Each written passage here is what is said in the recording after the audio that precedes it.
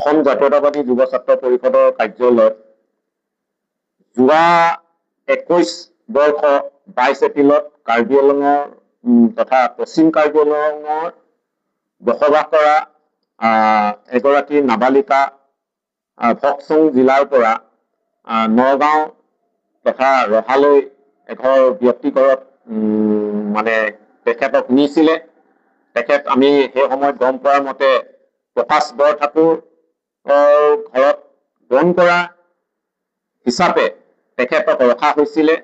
এই নাবালিক গৰাকীৰ নামে হৈছিলে সুমিলা ৰংহাংপি। অতি পৰিতাপৰ দুখৰ বিষয় যে সুমিলা ৰংহাংপি আমাৰ মাজত নাই। সেইকাৰণে আজি আমি এই সংবাদ মেলখন আয়োজন কৰাৰ মূল উদ্দেশ্যটো হৈছে কি, আমি ন্যায় প্ৰক্ৰিয়ালৈ আমি জাতীয় সংগঠন যুৱ ছাত্ৰ পৰিষদে ক'ব বিচাৰিছো যে আপোনালোকৰ সংবাদ মাধ্যমৰ জৰিয়তে যে যোৱা 21 বৰ্ষৰ 22 এপ্ৰিলত যি কাৰ্বি আংলঙৰ তথা অসমত গোটেই ভাৰতবৰ্ষত এটা শিহৰণকাৰীভাৱে এটা ঘটনা সংঘটিত হৈছিলে।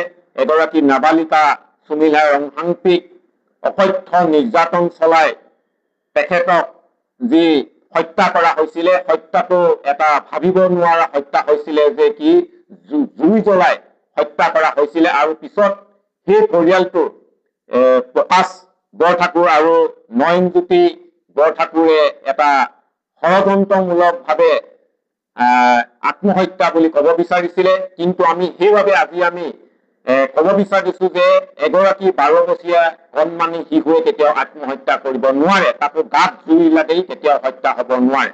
সেইকাৰণে আমি দীৰ্ঘদিনে যিদিনাখন সুমিলা ৰংহাংপিৰ হত্যা হৈছিলে বা মৃত্যু হৈছিলে সেইদিনাখনৰ পৰাই আমি আজি তাৰিখলৈকে সুমিলা ৰংহাংপিৰ পৰিয়ালটো ন্যায় দাবীত আমি মাত মাতি আহিছো আৰু অনাগত দিনতো আমি মাত মাতি যাম। আমি সেই সময়ত যি দুৰ্গম ৰাস্তা পথ নাছিলে সেই সময়ত তেতিয়া তাত আমি যুৱ ছাত্ৰ পৰিষদৰ আমি সজাতি দল গৈ পেলাই সুমিলা ৰংহাংপিৰ পিতৃ মাতৃৰ ঘৰত আমি উপস্থিত হৈছিলো। আৰু আমি তেতিয়াও কৈছিলো যে ফাষ্ট ট্ৰেক আদালতৰ জৰিয়তে ক্ষিপ্ৰকাৰে সুমিলা ৰংহাংপিৰ পৰিয়ালটোক ন্যায় দিয়ক।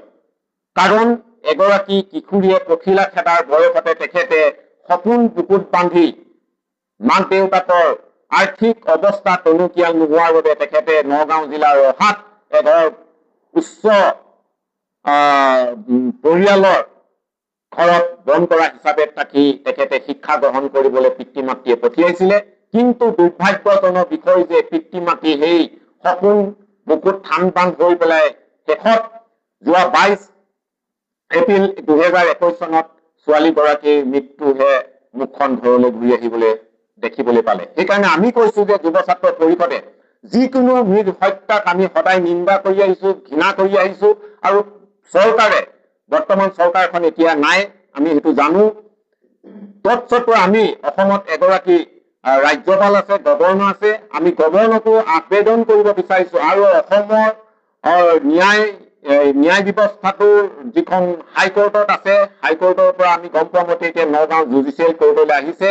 তাতো আমি ক'ব বিচাৰিছো যে ফাষ্ট ট্ৰেক আদালতৰ জৰিয়তে সুমিলা ৰংহাংপিৰ হত্যাত যি প্ৰকাশ বৰঠাকুৰ আৰু তেওঁৰ পুত্ৰ নয়নজ্যোতি বৰঠাকুৰ যি হত্যাকাণ্ডৰ লগত জড়িত আছে বুলি সৰ্বত্ৰে চৰ্চা হৈ আছে, তেখেতলোকক ফাঁচি দিবৰ বাবে আমি অসম জাতীয়তাবাদী যুৱ ছাত্ৰ পৰিষদে দাবী কৰিছো। আৰু আমি ক'ব বিচাৰিছো যে আশ্চৰ্যজনক বিষয় যে এটা কেছ চলি থাকোঁতে তেওঁলোকে আজি মুক্ত তথা মুকলি আকাশৰ তলত তেখেতলোকে টিঘিল বিলাই ঘূৰি ফুৰিছে। এইটো এটা আমাৰ বাবে আজিৰ দিনত আমি চিন্তনীয় বিষয় হৈছো।